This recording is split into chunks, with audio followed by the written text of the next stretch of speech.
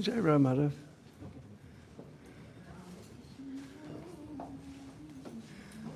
Hare Krishna. The sound is on? Yes. Everybody can hear properly? Okay.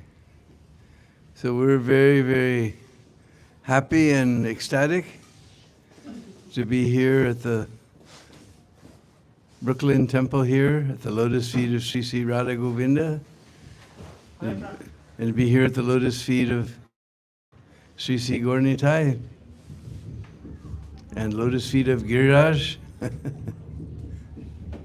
and to be here with all the nice devotees of New York. So we'll begin with a very beautiful song that our spiritual master used to chant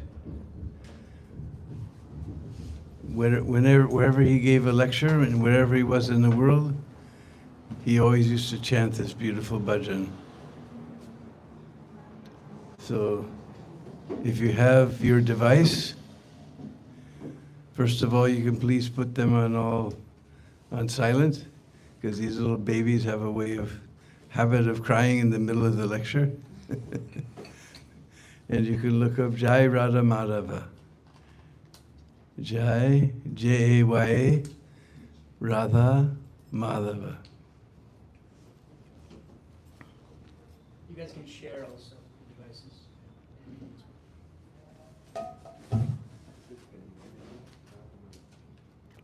You can keep my phone.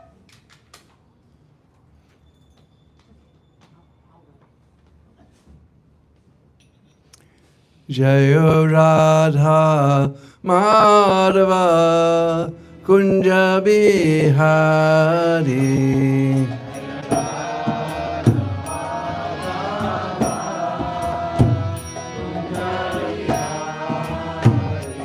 Jayo Radha Madhava Kunja Bihari.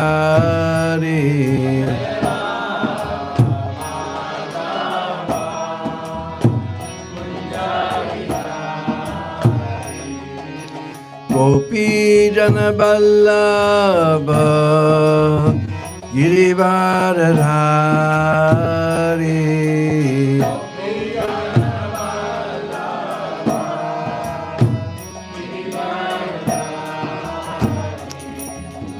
Gopi Jana Vallabha Girivaradhari.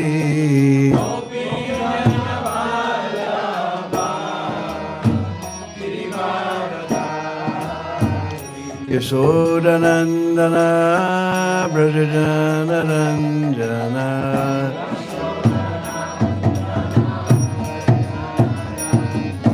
Yashodanandana Brajajana Ranjana.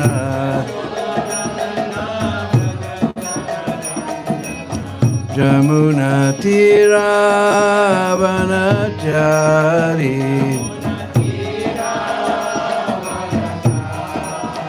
Yamuna Tira Vanachari.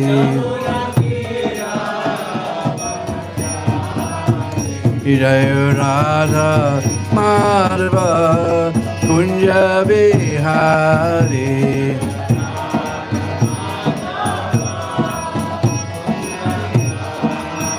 Jayo Radha Madhava Kunja Bihari.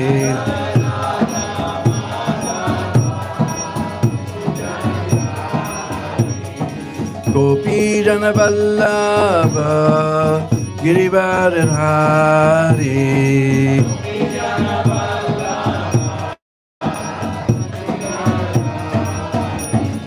Gopi Jana Vallabha Girivaradhari.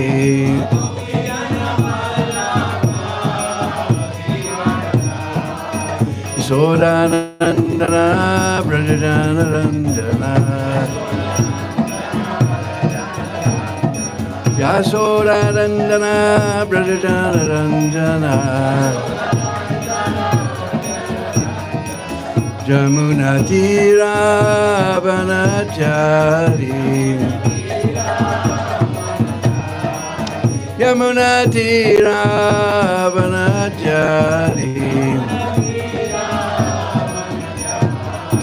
Jaya Radha Madhava Kunja Vihari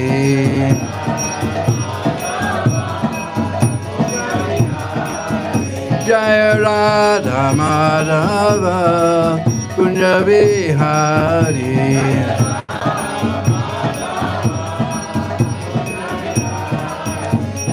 Gopi Jana Vallabha Girivardhari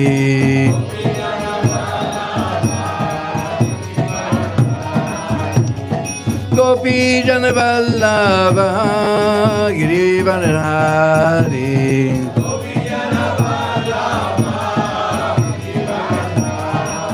Yasoda Nandana Brajana Ranjana Yashoda Nandana Brajana Ranjana Jamuna Tira Vanachari Jamuna Tira Vanachari Jamuna Tira Vanachari Jaya Radha Madhava Kunja Vihari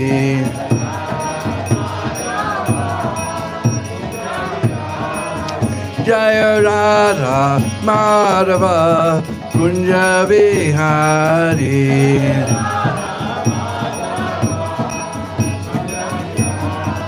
Jaya Radha Madhava Kunja Vihari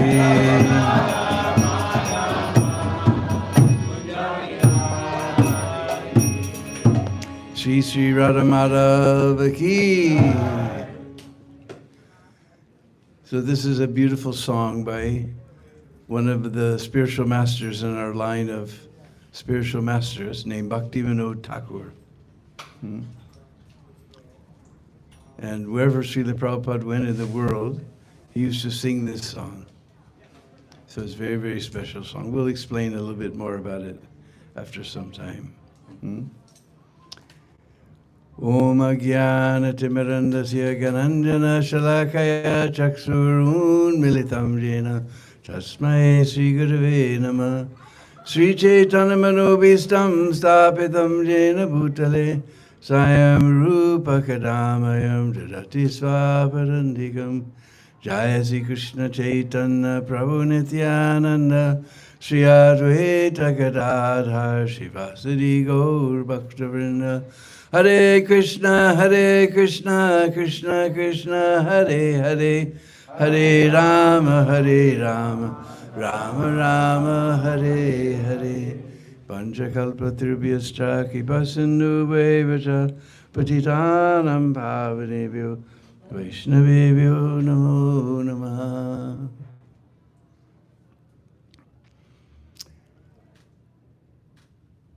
So actually, our spiritual master is Divine Grace A.C. Bhaktivedanta Swami Prabhupada.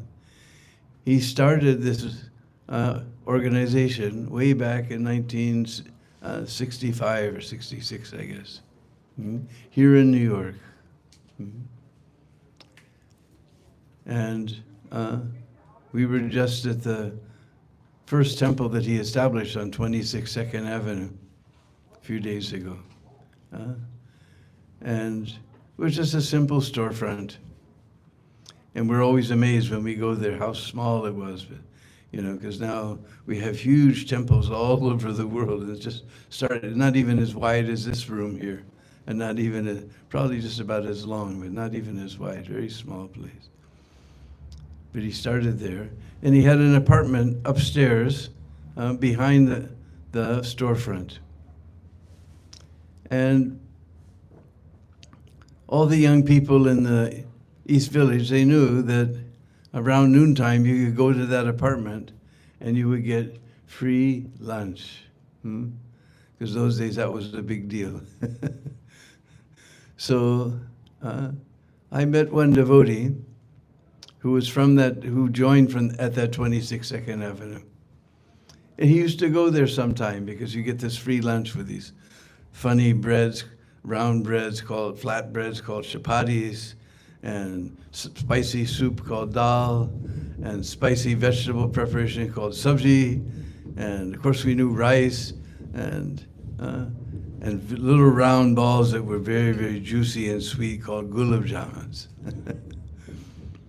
So he would go there sometimes for lunch. So one time he came there for lunch,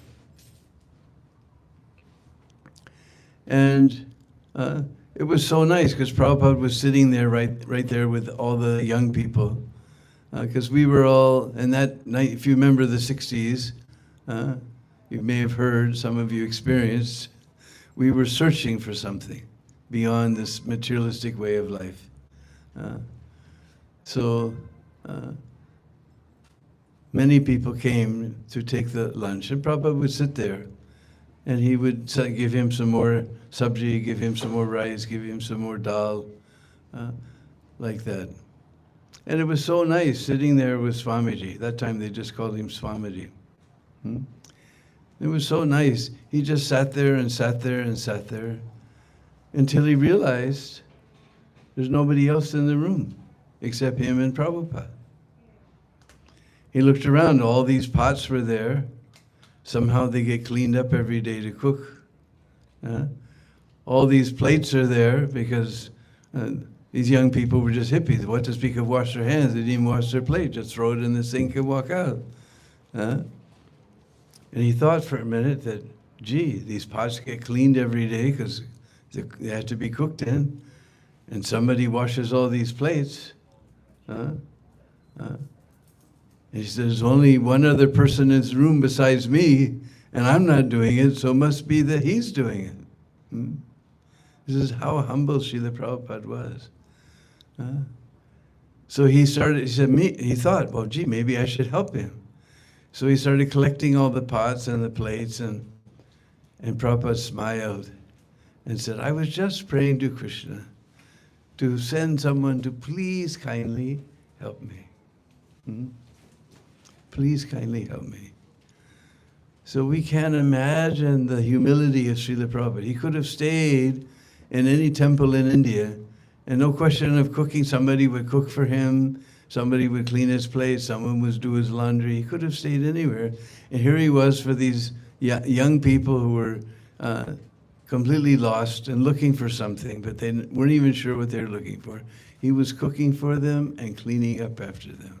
We can't imagine how humble Srila Prabhupada was.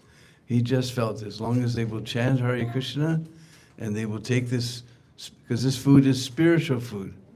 Because everything we eat, first we offer to the Lord. Of course, it's all vegetarian food. And first we offer it to Krishna, so it becomes prasadam. And just by eating prasadam, one becomes purified. I remember I opened up a temple or didn't open up a temple. I took over being the temple president of a temple in Portland, Oregon.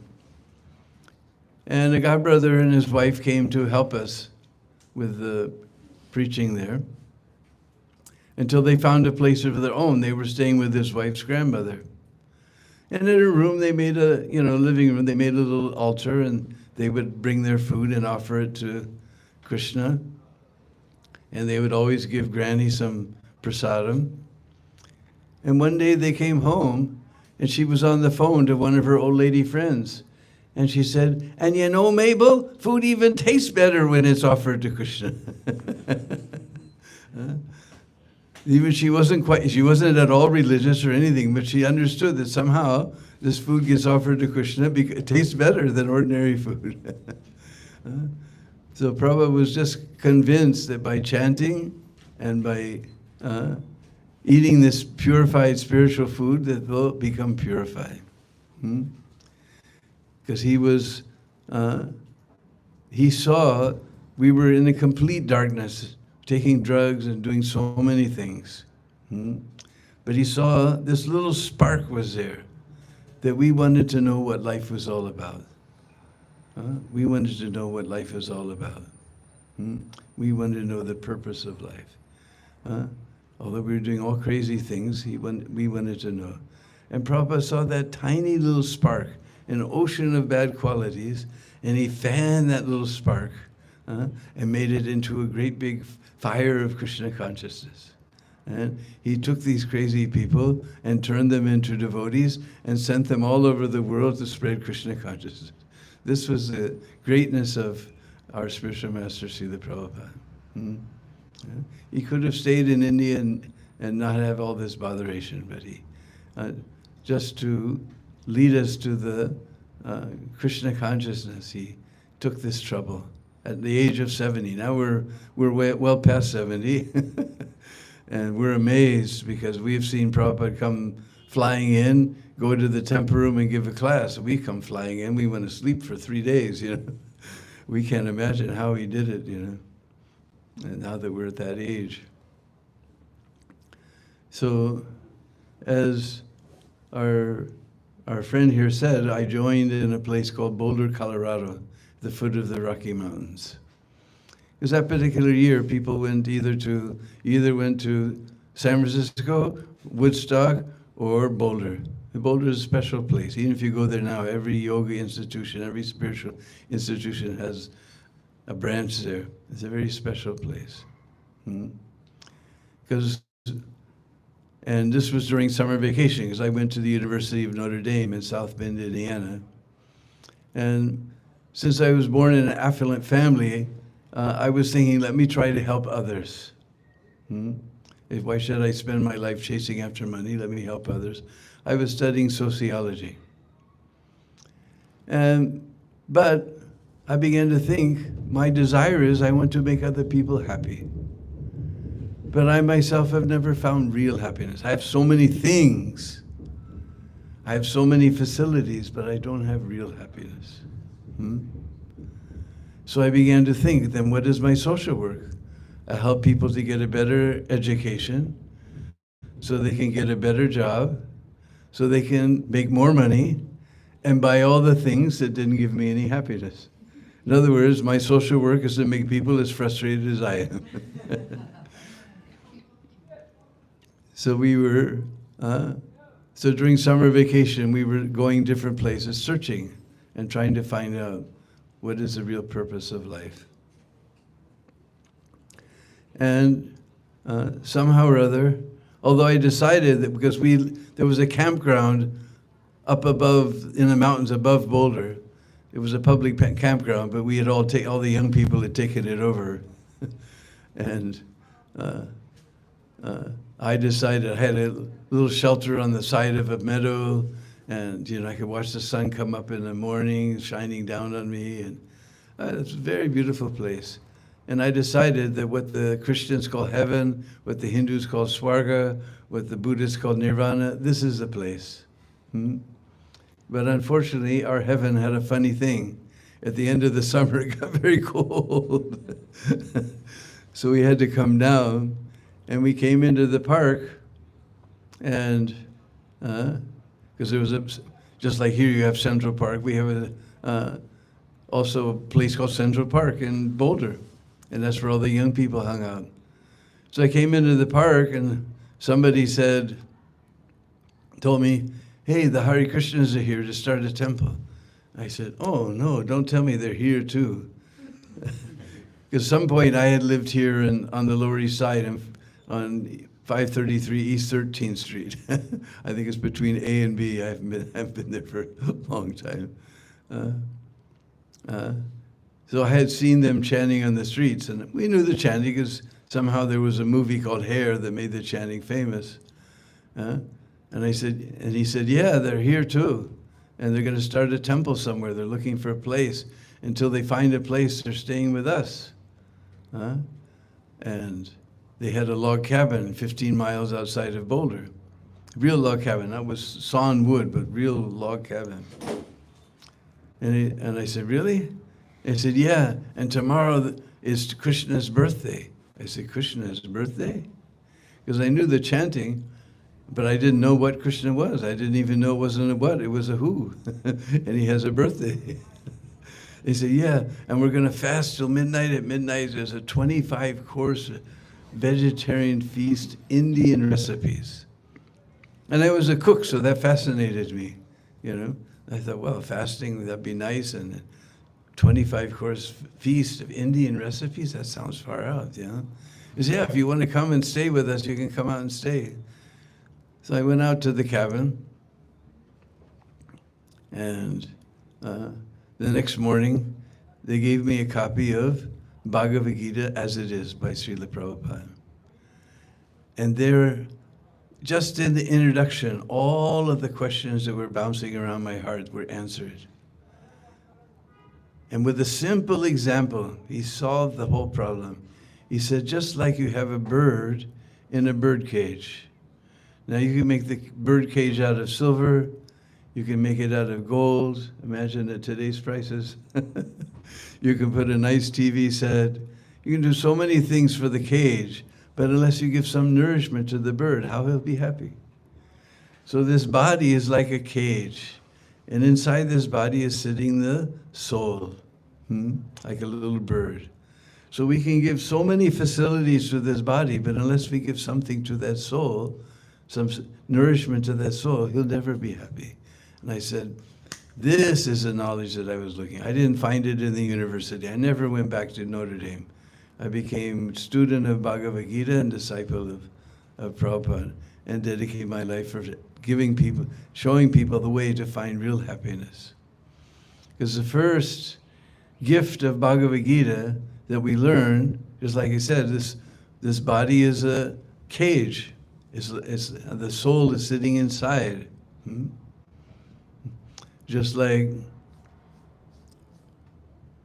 we can remember that one time we had a very small body. We can't remember all the way back to when our mother used to hold us in her arms. If my mother was alive today, if she tried to hold me in her arms, she'd break her back, you know. But I look in the mirror and I say, that's me. When I was a little kid, I looked in the mirror, I said, that's me. But somehow that body has changed. And when I was 5 years old, then I was like to climb trees and catch lizards and frogs and oh, I thought, oh, girls, that's the most horrible thing. And when I was 15 years old, I wasn't interested in climbing trees or catching lizards and frogs. You know, my goal in life was to get a 57 Chevy Impala, you know, and fix it up with chrome reverse wheels and everything. And girls, wow, that's a very interesting thing. So even the mind changed. Everything changed, but I still look in the mirror. I said, that's me. And now I'm 75. Just to climb the stairs to come here is a big deal. No question, I used to run and jump and do everything. Now just to climb the stairs to come here is a big deal. But still, I look in the mirror and all that black hair is gone now. All this white hair is there. But I still say, that's me. So then I can understand that in all of those bodies, something has remained the same, because I still say, that's me. There's a verse in Bhagavad Gita, Krishna says, Dehinosman yatare komaram jovanam jara, tata dehantara praptir dhiras tatra namuyate. That the soul passes from boyhood to youth to old age. And then finally, when this body is no longer useful, then he passes to another body. The self-realized soul is not bewildered by this change. So we can understand that even in this lifetime we're reincarnating. We had a little baby's body, then we had a little boy's body, we had a youth body, middle-aged body, you know, older body, then very old body.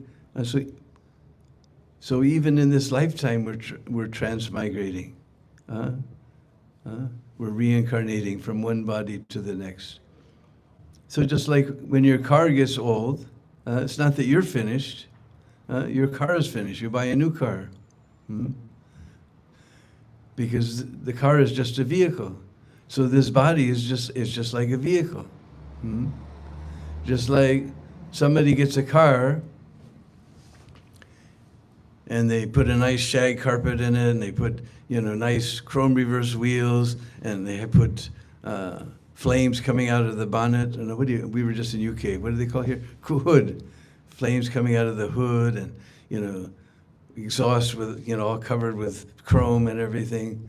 And then he drives down the street, and he's thinking, "Oh, everyone's looking at me. Everyone's looking at his car." But he's identified himself with the car. He's thinking, "Oh, everyone's looking at me," except for the guy behind him. He crashes. And then he runs back. "You hit me! You hit me!" He says, "I didn't hit you. My car hit your car." We were riding in the car so much and dedicating so much energy to the vehicle, we identify with the vehicle. Just like we're riding in a subway, we're riding in a bus, and the bus is going to turn. Just see how we speak. The bus is going to turn. Buses don't turn. The driver is going to turn the bus. But just see our ordinary language. The bus is turning. The car is driving down the street. Cars don't drive down the street. A living person gets in the car, starts it, and he drives it down the street. He turns the wheel so that it turns left. But we say the car is turning left. The bus is making a turn. So anyway, somebody's parked illegally too close to the corner. So what do? They're going to scratch, right? What do? Isn't it? We've been sitting in this bus for so long, we've identified ourselves with the bus. So that the bus is going to be scratched, not us, but we go like that. So we can understand that we're something, that the body is just a vehicle. Just like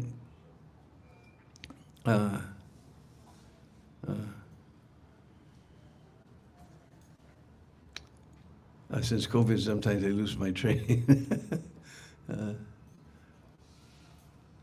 Just like sometimes we have, just like we were in UK, and they took us to the school. They have a nice school there, where the kids are learning material and spiritual science side by side. So I asked one little boy, "Point to your head." He said, "There." I said, "Point to your nose, point to your eye, point to your mouth, point to your chest, point to your belly. Now point to you." And he goes like this. I said, "You just pointed that as your chest. So where are you going to point?" At that point, we can understand that I'm something different than this body. I can point to my nose, my ear, my head, my chest, but I'm something different. Just like I say, this is my book. You can see there's the book and there's me, two different things. Or just like, I can remember when my grandfather died, we all went to the mortuary for our last visit. And I thought, this isn't my grandfather. My grandfather was the guy who sat by the bay window smoking his smelly cigars and telling me wonderful stories. My grandfather's gone. Why do you say he's gone? His head is there, his nose is there, the eyes are there, his belly is there, everything is there. Why do you say he's gone? But I understood. That's when I first got spiritually curious. Because I thought, my grandfather's not here. This is just a shell. This is just a shell. So at that time, we can understand that the body and the soul are two different things. And actually, that consciousness, the soul is consciousness. So I'm conscious, just like the sun is giving light all over the world here. So the soul, he's giving light through the whole body. We're conscious of every part of the body. So that consciousness is eternal. And that consciousness is a tiny spark of God, just like the sunshine finally came out today. And probably a little while ago, it was shining through the window.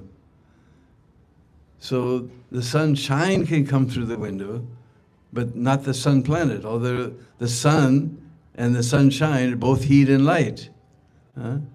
But if the sun comes here, we'll all be vaporized. But the sunshine, we're like little sparks like that.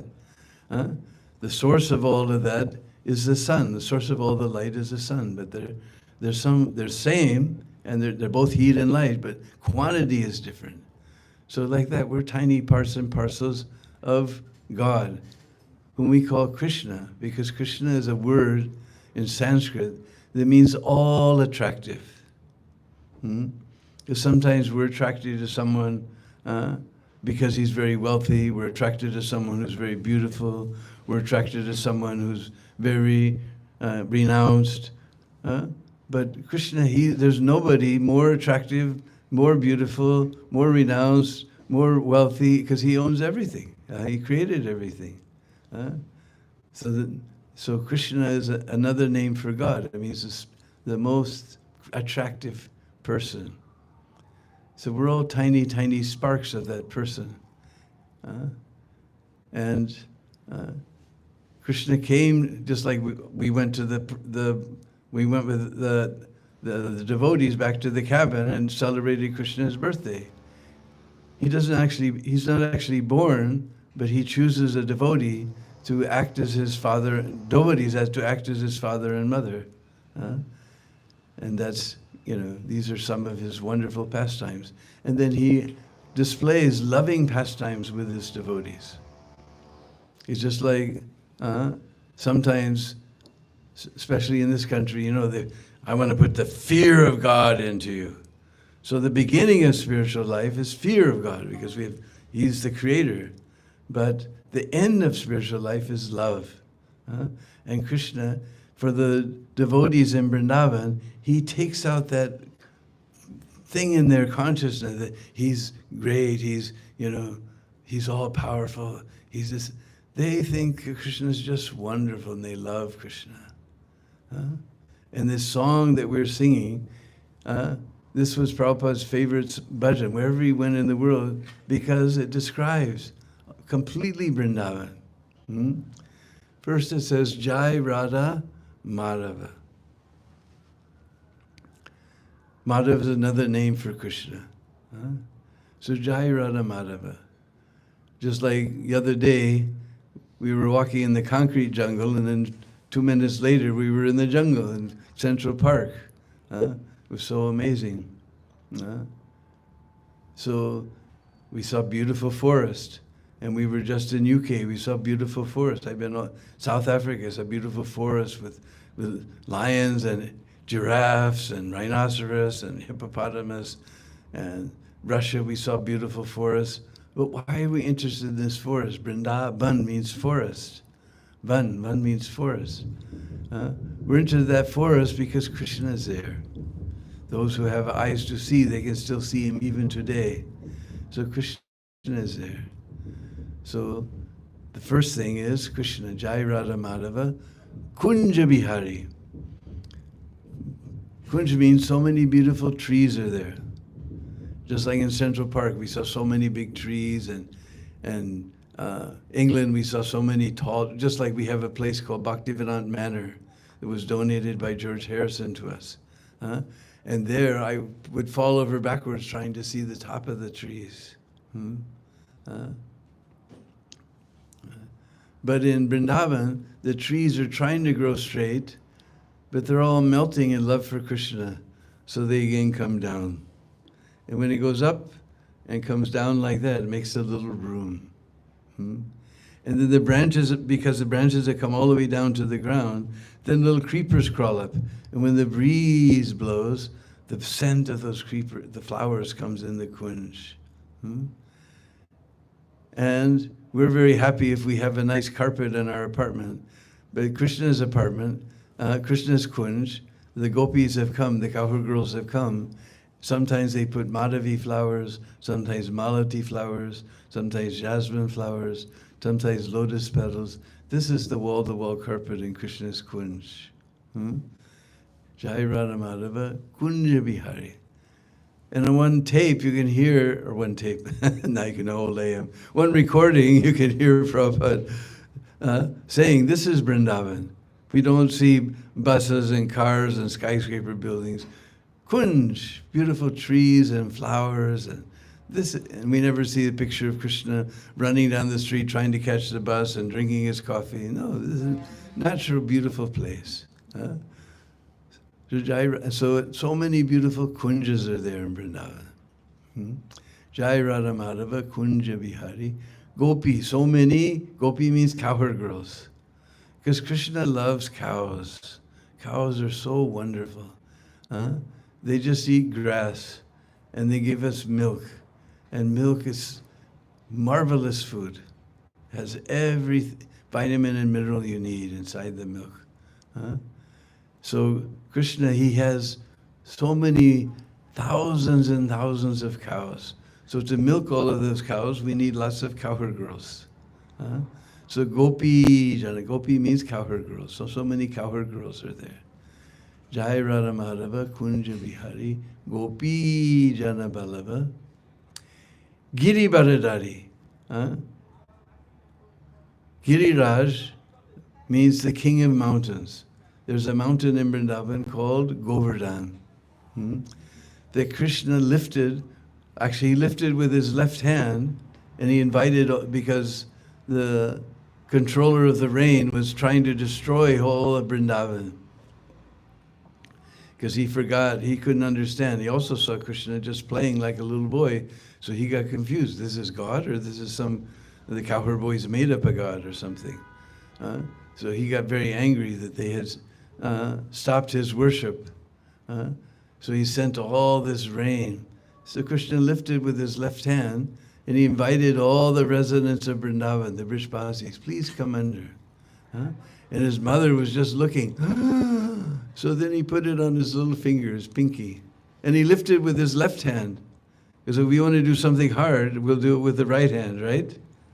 So he lifted with his left hand. And then he put it on his pinky. Look, Ma, it's no problem. Just like we're first learning how to ride a bike, and mother's washing dishes and looking out through the kitchen window. And look, Ma, no hands. So Krishna said, look, Ma, it's no problem. He put it on his little pinky like this. So this special mountain is there that was lifted by Krishna's left hand. It stood there for 7 days and 7 nights. So it's a very special hill, Govardhan Hill. And in fact, it has great power to give us love for Krishna. Just like if you go to Vrindavan, the local guides will grab you and take you somewhere and say, underneath this tree, Krishna was playing his flute. If you'll put 51 rupees here, you'll get some special mercy. Underneath this tree, Radha and Krishna were swinging.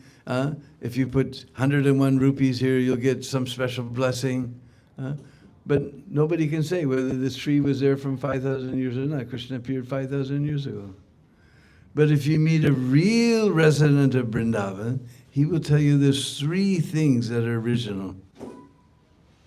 One is Raj. Raj means dust. The dust of Vrindavan. What's so great about dust? Every day we try to sweep it out of our house, or we have this machine, or now I'm coming here and I'm seeing they have a little machine that runs on the floor and gets rid of all the dust. But this dust, Krishna walked all over this dust barefoot. So dust of Vrindavan is mixed with the lotus foot dust of Krishna. So it's very special. And that dust has been there for millions of years, so 5,000 years is nothing. Second thing is Jamuna. There's a beautiful river called Jamuna. And it flows straight down from Delhi. And when it gets to Vrindavan, he begins to move like this and like this. She doesn't want to leave. And when she gets to the town of Vrindavan, she gives a big embrace from 3 sides. And then she flows like a crescent moon past the town of Mathura, and then past another town called Gokul, and then she goes off to meet the Ganga at Prayag, where we just had a huge camp, because it was Kumbh Mela, and we were serving out 1 lakh of, I guess you don't know what a lakh is, 100,000 plates of spiritual food every day. We had 3 kitchens, and throughout the Kumbh Mela, we were serving so much spiritual food, prasadam, to everyone. So she goes off to meet the Ganga at Prayag, where the 2 rivers meet. And so Jamuna, she's been flowing there for millions of years also. So 5,000 years. There's nothing. And Giriraj, just like we say, is old as the mountains. So Giriraj, he's been there for millions of years. So these three things, these are the real Brijbasi will tell you, this is the three original things of Braj. The dust, Braj Raj we call it, because the whole area makes, and there's 12 forests, so the whole area is called Braj. And Vrindavan is the main forest, so sometimes we just say Vrindavan for the whole thing, but this Braj Raj, this dust of Braj, mixed with Krishna's lotus foot dust.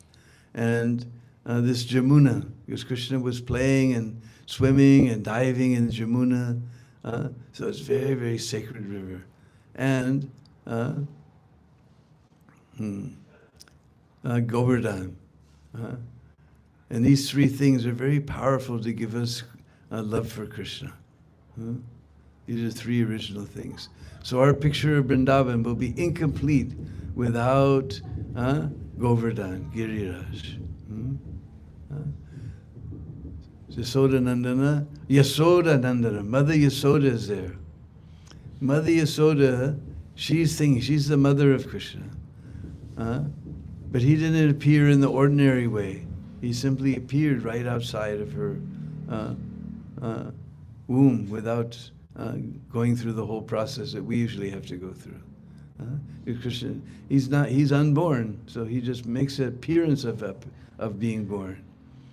And Mother Yasoda, she loves Krishna so much, she doesn't know that he's God. She doesn't care if he's God. He's just so wonderful. She just loves him. And she thinks if I don't feed him, he's going to die. Krishna is supplying food for everyone. We haven't, despite all of our technology, we can't in our factories, we can't create one grain of rice. Krishna is supplying food to the whole universe. But Mother Yasoda is thinking that if I don't feed my Lala, my little boy, then he's going to die. He'll get sick. This is pure love. And she loves Krishna so much that when he goes with the boys out to herd the cows, then she follows him out the door. She follows out the gate of the village is called Nandagram, and she goes out the gate. And Krishna says, look, Ma, I'm with all my friends. You don't have to come. I'm all right. He takes her back, and then he goes, and again she comes behind because she can't bear to see him go out of her sight. He says, I'm with my brother Balaram. Bal means strength. Though Balaram, he's very strong. You don't worry about me. He takes her back. And he goes out. Again, she comes behind. He said, not just Balaram, but Subal. Su is a prefix in Sanskrit that increases the meaning of the next word. Subal, Bal we just heard means strength. He's very strong. 5 or 6 times he has to take her back to the house, and then finally he can go. Because Mother Yasoda, she's the emblem of love for Krishna. And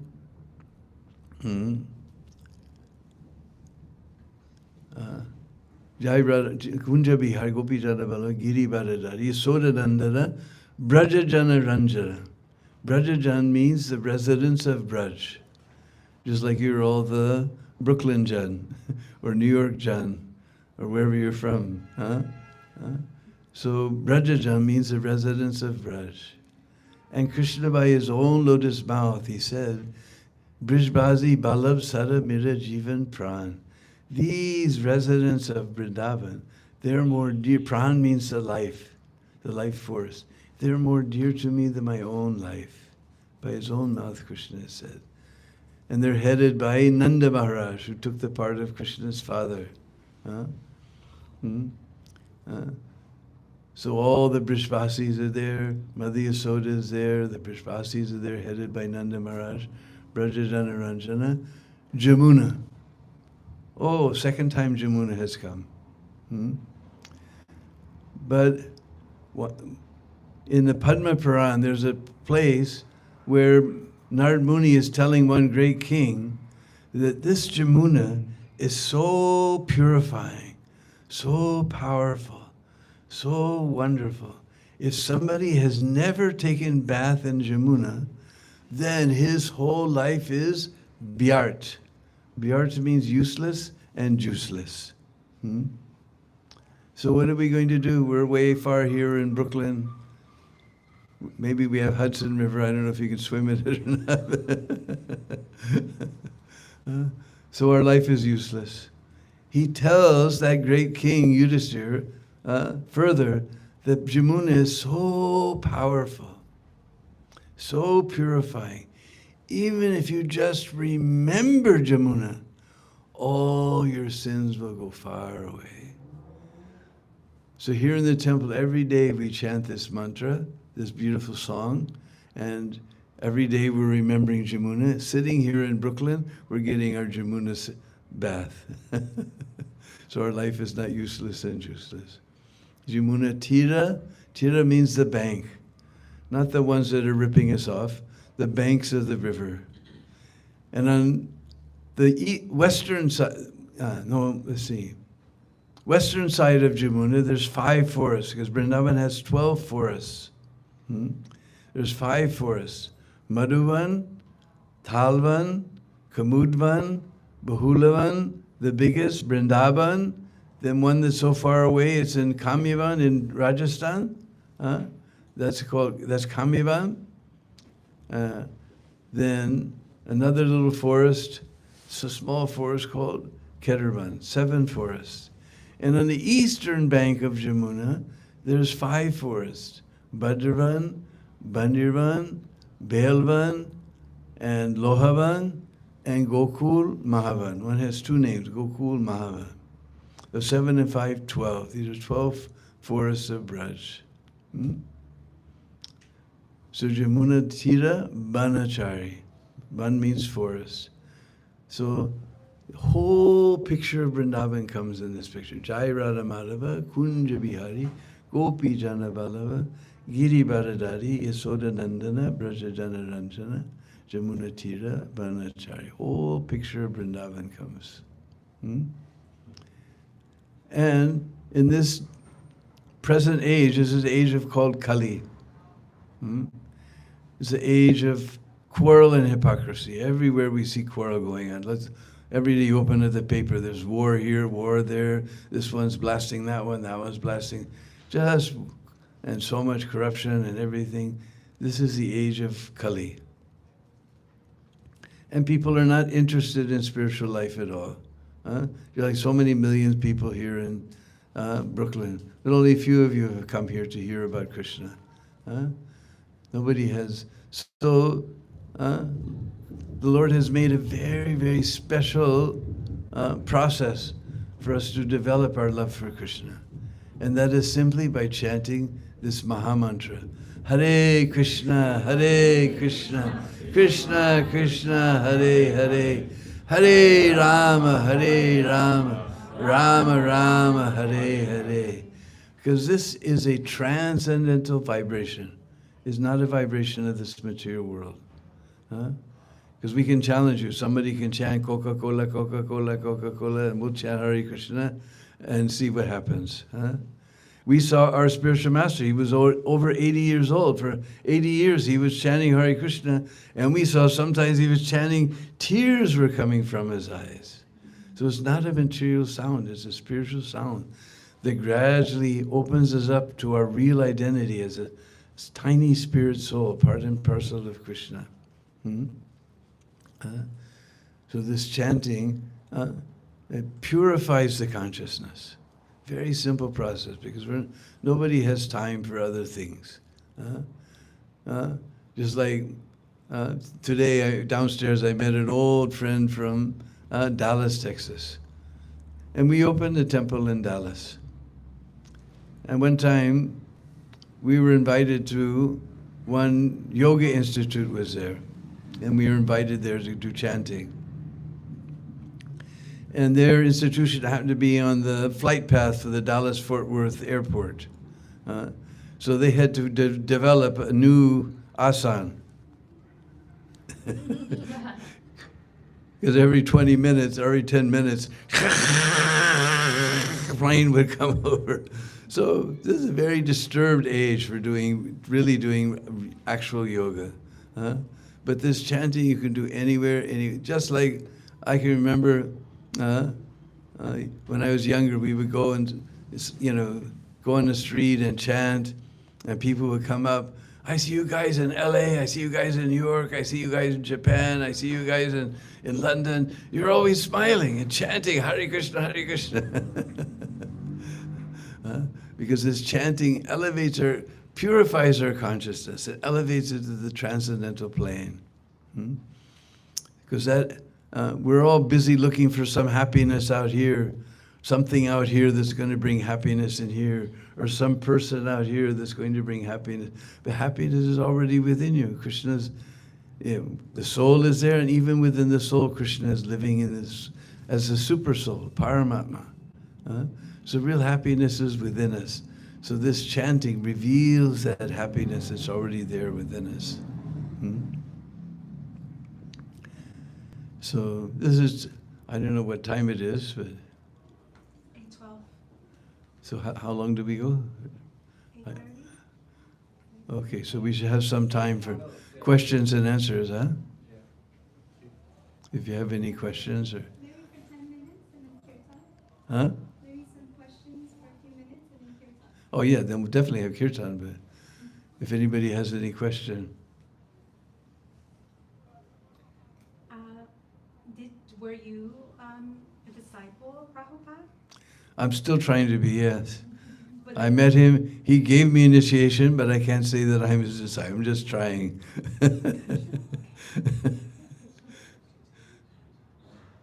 I joined in Boulder, Colorado, and a few months later they sent me to LA to get initiated. And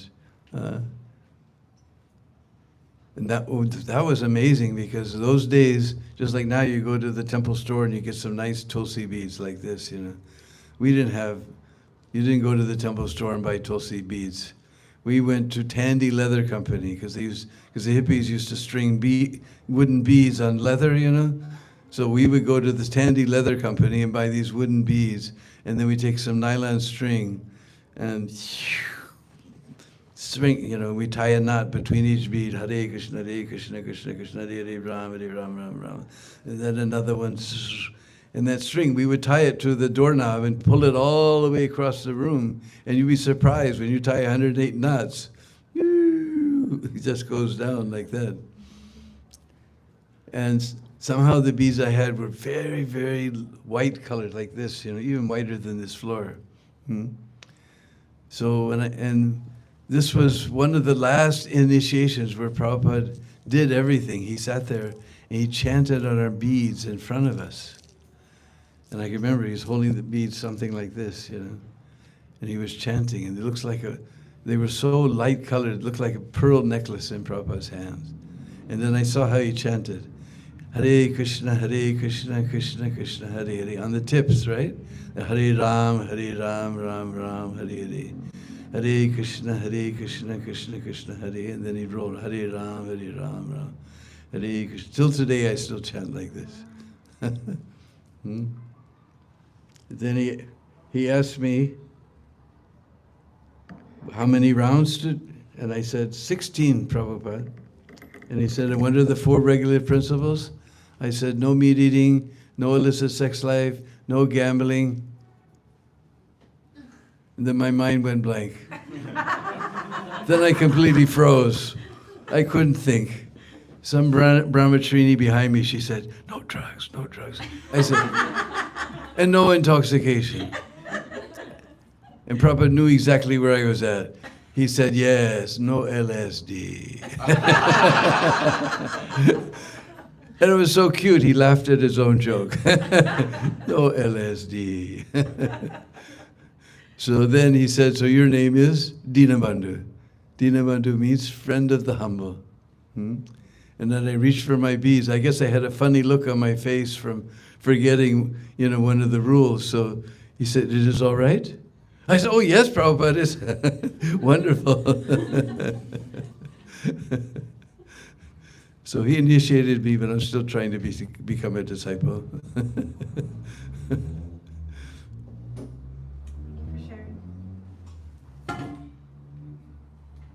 Anybody else has a question? What would you suggest in order to higher consciousness, like in terms of self or ego, and maintaining that? Well, one thing is, ego is eternal. We have our identity. But right now we have false ego. We're thinking I'm this body, that I'm black, I'm white, I'm Indian, I'm American, I'm Russian, I'm Ukrainian, I'm Christian, I'm Jew, I'm, all these identities connected with this body. That is false ego. Our real ego is that I'm the eternal servant of Krishna. Just like this hand, he's meant to serve the body. The hand gives everything to the mouth, it goes to the stomach. If the hand decides, oh, this is unfair, everything's going to the stomach, I'm going on strike, Maybe he can get some pleasure by squeezing the food or something, I don't know. But if he gives the food to the stomach, that energy is distributed to the whole body. The hand becomes happy, the whole body becomes happy. So we're tiny, tiny parts of Krishna. And if we serve Krishna, then we become happy. As long as we're trying to exploit the resources of this material world for our own sense gratification, we'll always be frustrated. But as soon as because Krishna's name is Govinda. Maybe you've heard, because most of our restaurants call Govinda. Here we have Kadamba Cafe, but most of them call Govinda's Cafe. So Govinda means one who gives pleasure to the senses. But the trick is, if we please Krishna's senses, we automatically become pleased. And one of the easiest ways in this Kali Yuga, the best way to please Krishna is by chanting this Mahamantra. Because this will cleanse our consciousness of all these false identities, that I'm black, I'm white, I'm Christian, I'm Jew, I'm, whatever. These are all designations of this body. But the soul is not black or white or green or any color. He's just a tiny servant of Krishna. Grace, thank you. So you come here and chant with us sometimes. You'll feel it's not that, you see the devotees chanting, it's not that, and they're jumping up and down. It's not that we say, we'll give you $50 if you'll jump up and down while you chant. Actually, our parents are all upset. Well, you're not making you're doing so much service there, you don't get any money. No, they're jumping up and down because they're feeling transcendental happiness. They're feeling happiness that's not coming from this material world. Like I said, you can chant Coca-Cola, Coca-Cola, but we'll chant Hare Krishna. And I said, Prabhupada was chanting for 80 years, and he was crying when he was chanting Hare Krishna. He felt so much ecstasy. Okay? Yes? You've been a disciple for a long time. Yeah. How do you stay motivated to chant? Well, I just love chanting. I don't know. How do you keep it fresh That's the trick, how to keep it fresh. without getting, Well, bored and routine? Well, that's the big problem, how to keep it fresh. But somehow or other, if we keep association of devotees, then it's easy. Prabhupada said 90% of our advancement is by associating with devotees. So you come here to the temple, you associate with the devotees, you go on the streets with Ram Roy and chant. And sometimes it's a struggle. This mind is very fickle. And the waves of material energy are coming and going. Sometimes we're up, and sometimes, Just like if we're rowing a boat, the wave comes and then our boat is shaking because we don't know how to row the boat yet. We're learning. And the boat is shaking. We're not wet, but the boat is shaking. If you jump out of the boat, bloop, then you're wet. But we stay in the boat. Gradually we learn that when the wave comes, we just go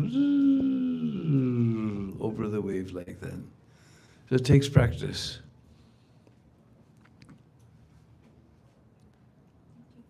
Practice makes perfect. Just like we were just in England, so there they have a drama called My Fair Lady. Because there was one lady, she spoke English very poorly. The Rhine and spine rhymes mindly in the pline, mate. But this guy took her and he trained her in practice and practice and practice. So finally she could say, the rain in Spain means rainly in the plain. Huh? So Arjuna asked the same question in Bhagavad Gita, how will I control the mind? A similar question. It seems impossible. But Krishna said by practice, abhyas. And especially if we practice with the devotees. We have to keep association of devotees. And Krishna's name is ever fresh. Like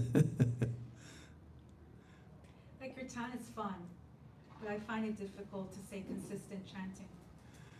You just have to keep practicing. Just like when I was a little boy, I used to cut up my father's National Geographics for my school projects. It wasn't until years later that I realized what he must have felt, but he saw I was learning something, so he tolerated it. But in one of them, this is 60 years ago, because I'm sure they don't use them now, but they were using elephants in the Indian railways to push the cars and load the cars. And they described how they took a small elephant and they put a chain around his leg and a big peg into the ground. And that little elephant ran round and round and round and round. And then he decided, when they put that thing on my leg and they put the peg in the ground, I can't go anywhere. Now he's loading tree trunks onto the cars. And they put a little peg in the ground, they put a little chain on his ankle, and he just stands there. Because he gave up trying. He gave up trying. Maybe sometimes there's a fire, then all of a sudden he rips that thing out and runs. So don't wait for the fire, just like I've seen so many devotees, all of a sudden they get a heart attack, and then all of a sudden, Hare Krishna, Hare Krishna. Don't wait for the heart attack. Just keep practicing. Just like the little children. We've been staying with different people. We see the children, they're trying to learn how to walk. Walking is natural. We don't even think about it. We don't think I have to put one foot here and then now that I'm balanced, no, we just walk. It's natural. But we had to learn one time. And you see the little children, they're so determined they're going to walk. They fall and hit their head on the coffee table. They get a big egg on their head. They fall on the floor and get a bloody nose. But they just pick up and keep on going. So we can take inspiration from the little children. They're just determined. They're going to walk, and before you know it, they're driving their parents crazy, running here and there. So you just keep practicing. Practice will make perfect. And don't give up. Thank you. And if we keep associating, just like Prabhupada explained, if you have one stick, easy to break. But if you have so many sticks, then, so you keep association with the devotees. They will give you the inspiration and the strength to carry on. Thank you. And one day, like Prabhupada, you'll be chanting and tears will come from your eyes. But we've been in this world for millions of lifetimes, so we can't expect it overnight. Just like Prabhupada, it gave the example that some girl, she was married yesterday. So today she can't say, where's my baby? I got married yesterday, where's my baby? If she goes on serving her husband nicely, then after due course of time, baby will come. So just in due course of time, it will come.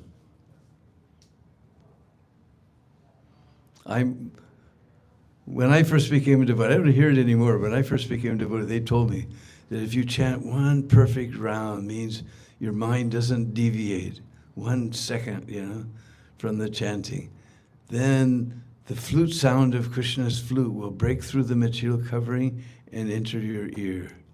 So whenever I find myself down and my chanting is a little sloppy, then I try to remember how I used to chant when I was a young devotee. Hare Krishna, Hare Krishna. I just knew I was going to hear Krishna's flute any minute. Wow. That's actually helpful. Thank you.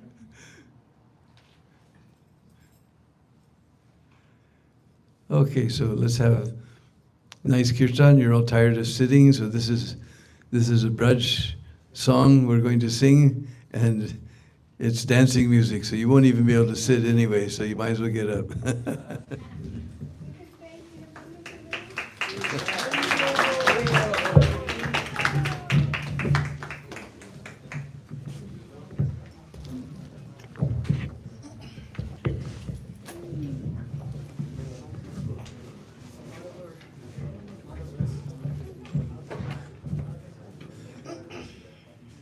We're going to give you a workout on the Mridanga. Mridangawala, your name? Your name? Madhu. We're going to give you a workout.